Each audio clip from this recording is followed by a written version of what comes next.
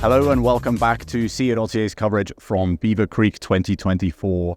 The conference is bustling and I'm excited today to be joined by Kit Mars, President, Co-founder and CEO of Western Alaska Minerals. They trade on the venture exchange under the ticker WAM.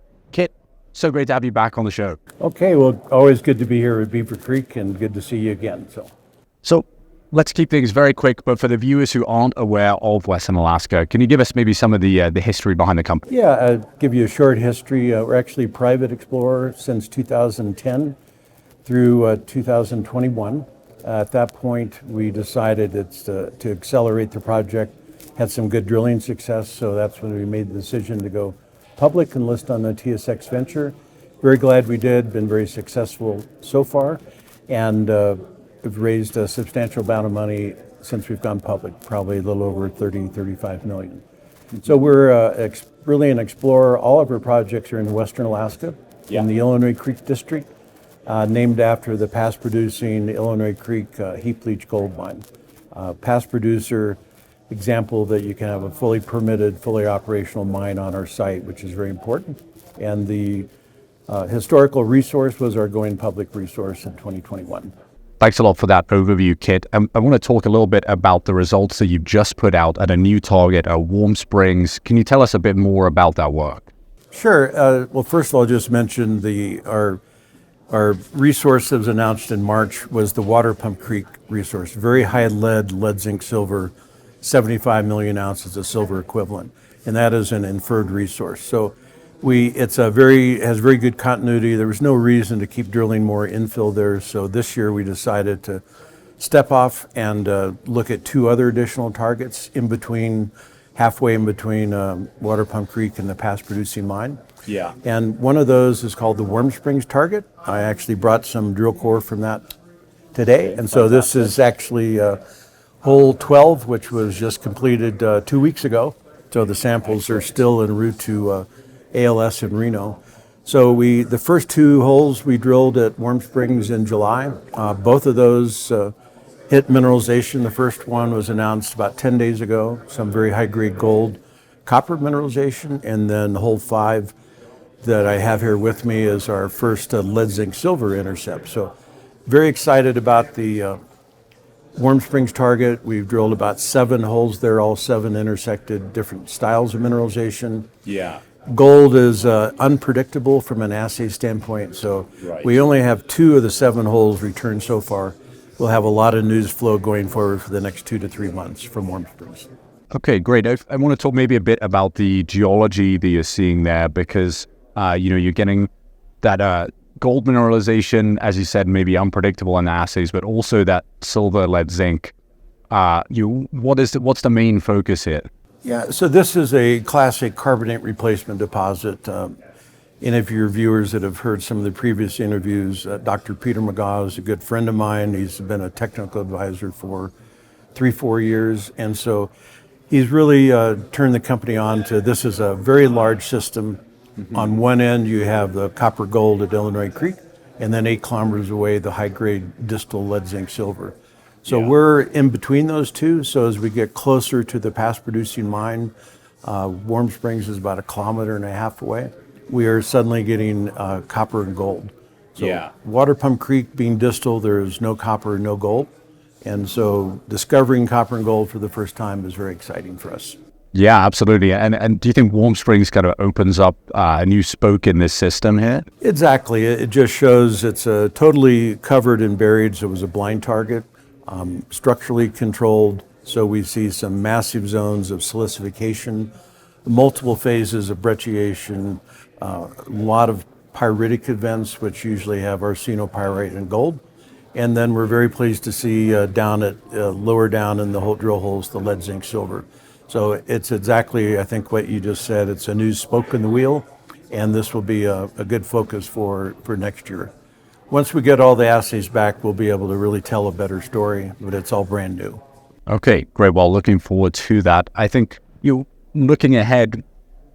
I know it's early days for Warm Springs and you've only just started testing there, but do you anticipate this being kind of added alongside the two resources that are already in place? Yeah, exactly. It's early on. We have a north-south section that we've drilled quite a bit on, so now we can get vectors.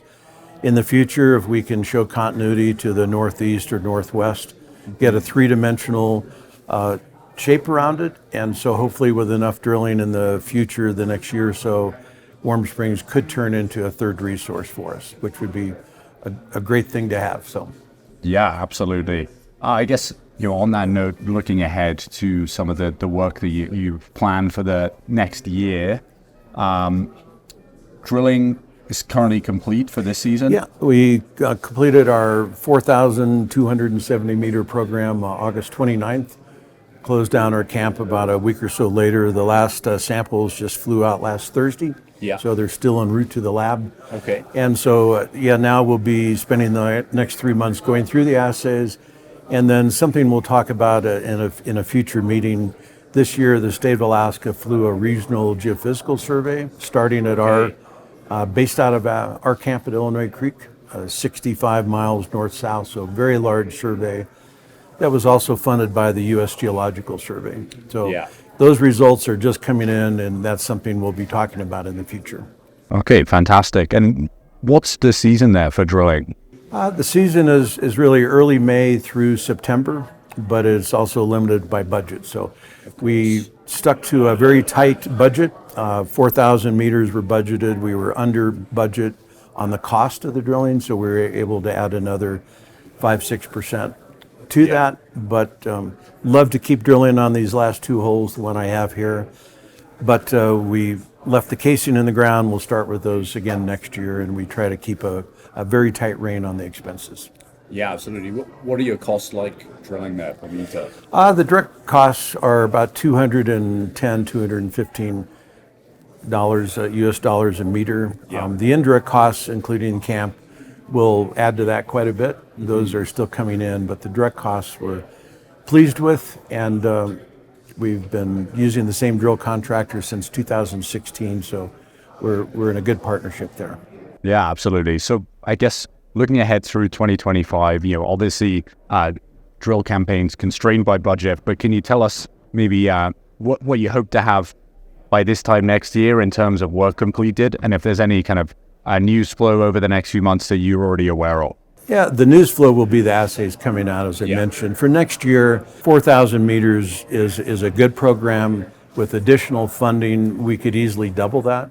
We have all our own drilling equipment. We leave on site. All the equipment's there. It's truck supported on site. And so we could easily double that footage with funding. Mm-hmm. Tell me what the markets will be like in the next 6 months, and I'll tell you how big a drill program. Fantastic. Well, if I could tell you that, I might have a different job at that point. It might be an oracle there. But I want to change focus just a little here. It's been interesting to hear about the updates and the work planned. I think for investors, an interesting part of the Western Alaska story is the share structure. You're very tightly held. Can you tell us maybe how that came about? Yeah, we're actually 32% is held by insiders. My wife, Joan, and I, founders, are still a little under 20%. And then Joe Pekenbrock, who joined forces with his property, has a significant share. And that's because we founded the company. So we started with 100%. So we know what dilution is. We've been very careful with that. Yeah. Markets have been much tougher the last year or so, but we've been able to keep our share structure fairly tight. Total issued and outstanding shares is about 64 million. And of that, some of that is not free trading because it's the founders' shares. But we look forward to new shareholders. Right now, I must say that the markets have been down a little bit, so I think we have offer very good value for new shareholders that would like to buy in at this time. We're actually a little bit below our going public price, and that's before we found 75 million ounces of silver equivalent. So I guess that comes for free.